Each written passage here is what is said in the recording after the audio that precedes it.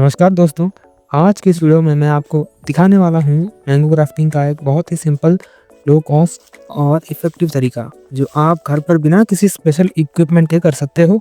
अगर आप चाहते हो कि आपका लगाया हुआ आम का प्लांट जल्दी फ्रूट दे और अच्छी क्वालिटी का हो, तो ग्राफ्टिंग एक बेस्ट मेथड है। सबसे पहले आपको चाहिए एक हेल्दी वाइल्ड मैंगो सैपलिंग। इसे आप कहीं से भी ला सकते हो, खेत के किनारे से, जंगल साइड से या कहीं जहाँ नेचुरल मैंगो उग रहा हो। सैपलिंग को ध्यान से क्लीनली अप्रूट कीजिए, रूट को कम से कम डैमेज हो, ये चीज़ बहुत इंपॉर्टेंट है।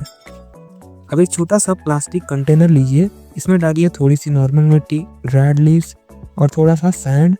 इस मिक्सचर में सैपलिंग को लगा दीजिए और कम से कम एक दिन के लिए ऐसे ही छोड़ दीजिए ताकि प्लांट नई जगह को एक्सेप्ट कर सके। अगर आपका सैपलिंग पहले से ही पॉट या ज़मीन में लगा हुआ है तो आप इस स्टेप को स्किप कर सकते हो।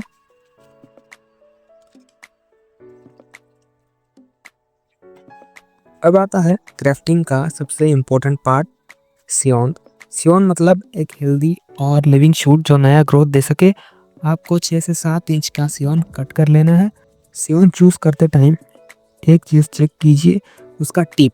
अगर टिप ग्रीन है तो वो ग्राफ्टिंग के लिए परफेक्ट है। अगर टिप ब्राउन या ड्राई है तो सक्सेस चांसेस काफ़ी कम हो जाते हैं।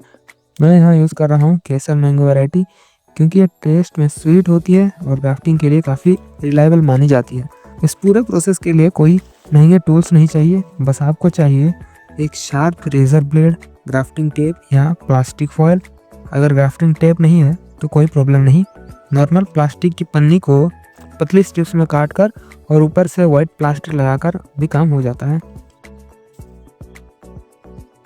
अब मैंगो सैपलिंग के स्टेम को देखिए और एक स्ट्रॉन्ग हेल्दी पॉइंट चूज़ कीजिए। यहीं पर स्टेम का हाफ पोर्शन कट कीजिए। अब सियोन लीजिए और उसके नीचे वाले पार्ट में भी शेप कट बनाइए।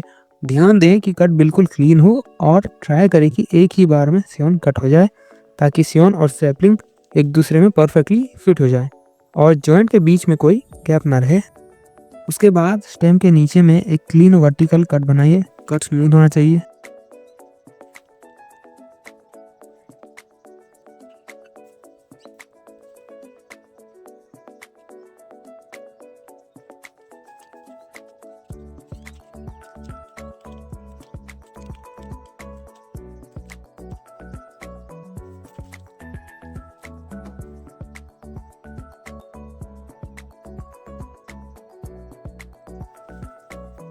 अब आता है ग्राफ्टिंग का सबसे क्रूशियल स्टेप, रैपिंग और कवरिंग।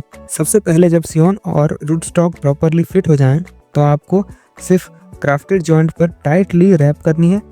इसके लिए ग्राफ्टिंग टेप या प्लास्टिक फॉयल यूज़ कीजिए और रैपिंग इतनी टाइट होनी चाहिए कि जॉइंट हिल ना सके और कंप्लीटली सील हो जाए।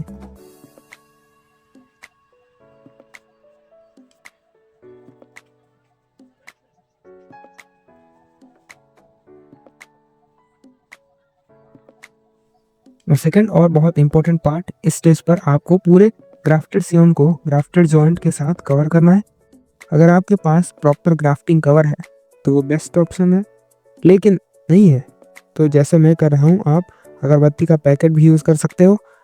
इस प्लास्टिक कवर को सियोन के ऊपर से नीचे तक पूरी तरह रैप कीजिए और बिल्कुल टाइटली बंद कर दीजिए। ध्यान रहे कोई एयर अंदर ना जाए, बाहर की मॉइस्चर अंदर ना घुसे और जो नेचुरल मॉइस्चर है वो प्लास्टिक के अंदर ट्रैप हो जाए।